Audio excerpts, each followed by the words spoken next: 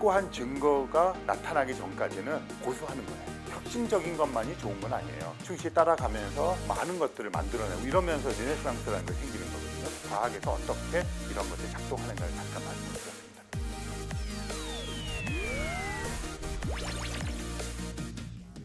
네, 반갑습니다. 네, 지금 보시는 천체가 뭔지 다 아시죠? 토성. 어떻게 아세요? 토성인 거를. 제가 어렸을 때는 심지어 그런 시험 문제도 나왔어요. 전 우주에서 고리가 있는 유일한 천체는? 답이 뭐죠? 토성. 지금도 유효할까요?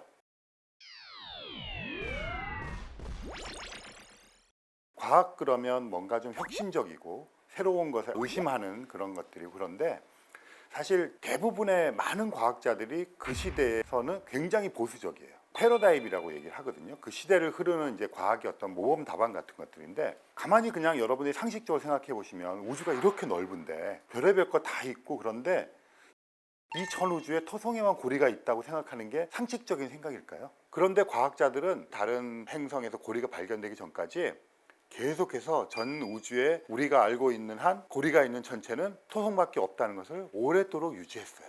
모른다는 걸 인정해요. 모르지만 다른 사람 말을 믿는 건 아니에요.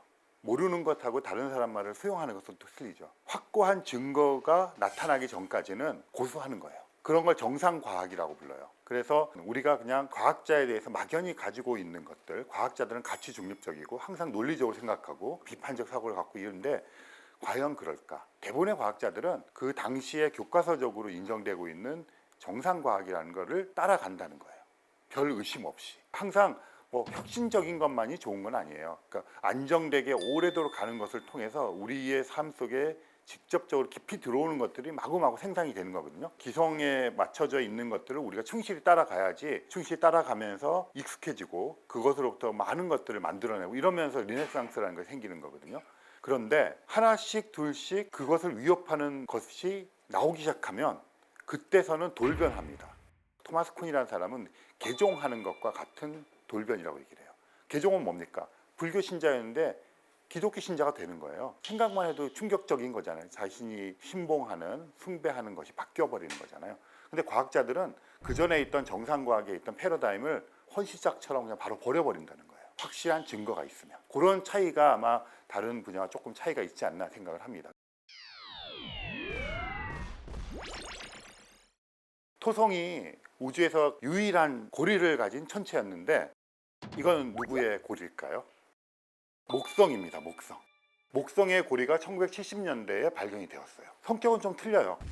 목성의 고리는 좀 이렇게 먼지 성분 같은 거 돼 있고, 토성의 고리는 이제 얼음들이 많아요.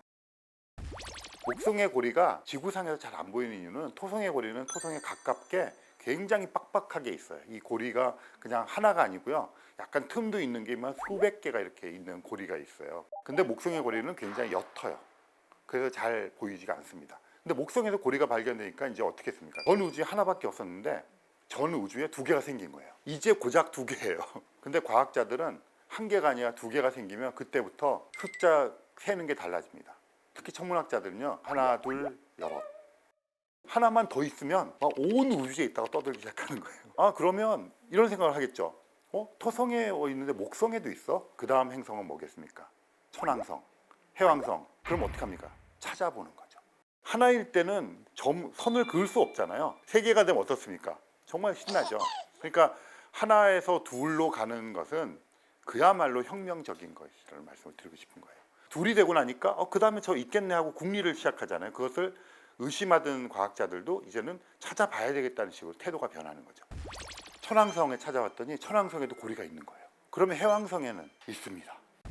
이 정도 되니까 어떻게 하겠습니까? 목성, 토성, 천왕성, 해왕성은 기체로 이루어져 있고 크죠? 그러면 이제 여기서 이런 유혹에 빠집니다.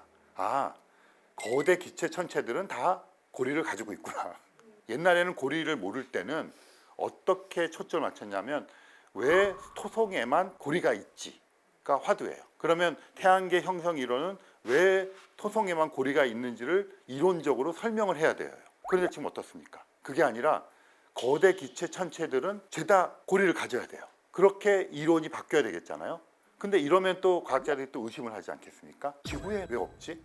이제 있는 게 중요한 게 아니라 없는 게 중요해지는 거죠.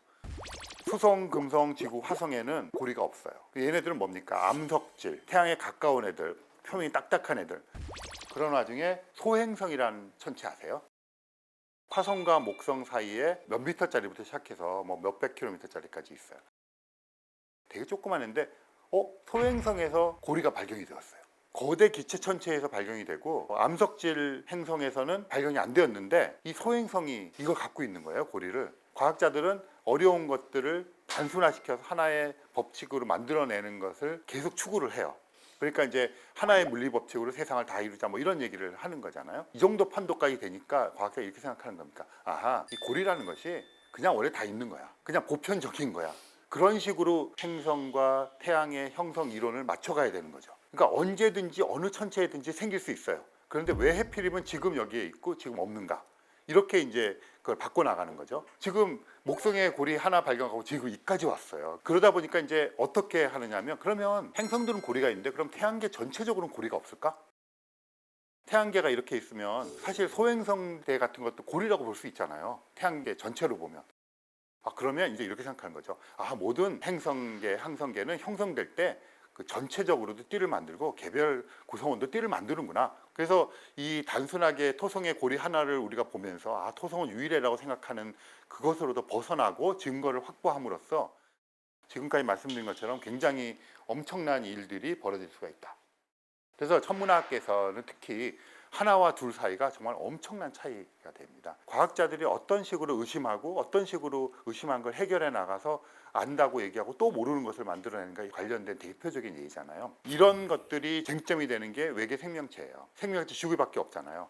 화성에서 박테리아나 미생물을 찾으려고 노력하고 있거든요. 화성에서 박테리아가 발견되면 이게 박테리아밖에 없어 이러는 것이 아니라 지금 말씀드린 것처럼 과학자들은, 천문학자들은 우주의 생명체 꽉 찼어 이렇게 얘기하기 시작할 겁니다. 그렇게 자신 있게 얘기할 수 있는 것이 하나와 둘 사이 여러 과학에서 어떻게 이런 것들이 작동하는가를 잠깐 말씀을 드렸습니다. 감사합니다.